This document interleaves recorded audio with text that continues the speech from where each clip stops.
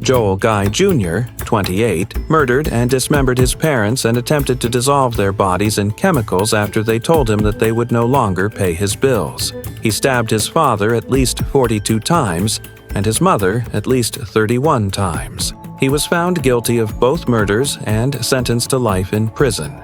Joel Michael Guy Sr. worked as a pipeline engineering designer, and Lisa worked as a human resource accounts payable administrator. Joe Guy Jr., their son, graduated in 2006 but had not worked in 10 years and had always been supported by his family. Murder of Joel Guy Sr. and Lisa Guy. Joel Guy Sr. and Lisa had recently sold their house and planned to retire, and at Thanksgiving 2016 they decided to inform their son that they would no longer be financially supporting him.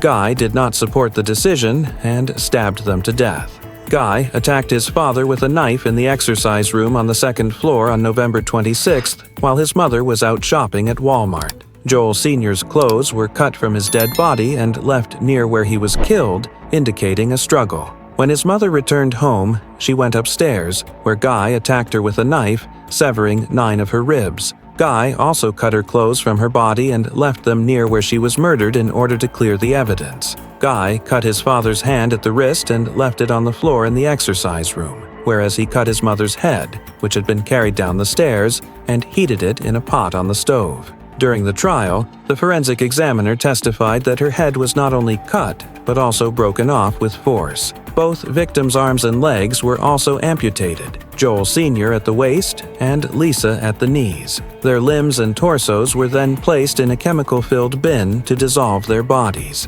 After death, each body received a large gash to allow the chemicals to enter the body's main cavity more quickly. Guy also received wounds and left the partially dissolved remains in the house. At 3:30 p.m., he was seen in Walmart's first aid section, getting bandages and ointment for the wounds on his hands. When he returned, he saw the crime scene tape all over the house and decided he wasn't going to stop. He drove back to Baton Rouge through the night, where he was immediately arrested. Lisa's colleagues reported her absence from work, which led to the discovery of the murders. Guy Jr. admitted to the police that he murdered his parents, but after his arrest, he continued to deny the crime. When authorities arrived, they discovered Guy attempting to dispose of the evidence by dissolving his parents' bodies in a Tupperware. Lisa's decapitated head was discovered in a saucepan on the kitchen stove, and both bodies had been stabbed viciously in addition to being dismembered. They also discovered Guy's wallet and a sledgehammer on top, followed by another with long guns.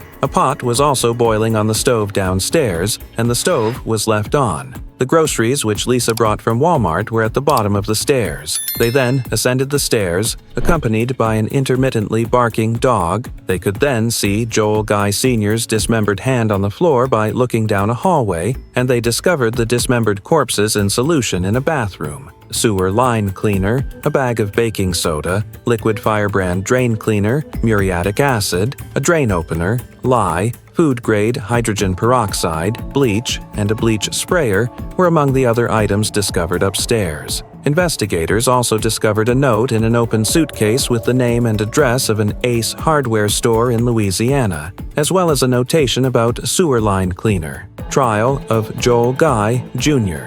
Guy pleaded not guilty but filed a motion that he should be given the death penalty if convicted. No evidence was presented on his behalf by defense counsel John Halstead and Jonathan Harwell. Leslie Nacios and Hector Sanchez led the prosecution.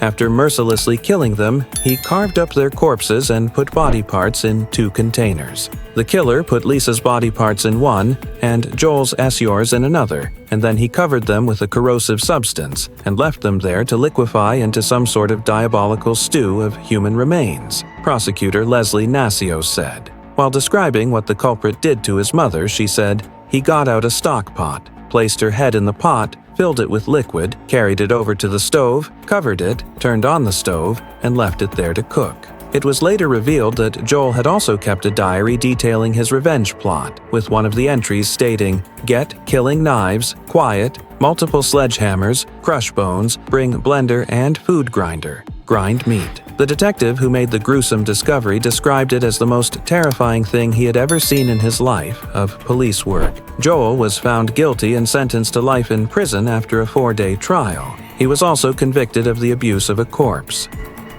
If you want many more scary and interesting stories that have ever happened, then subscribe to the channel to always be aware of the release of new stories. And don't forget to like the video and write your opinion about the video below.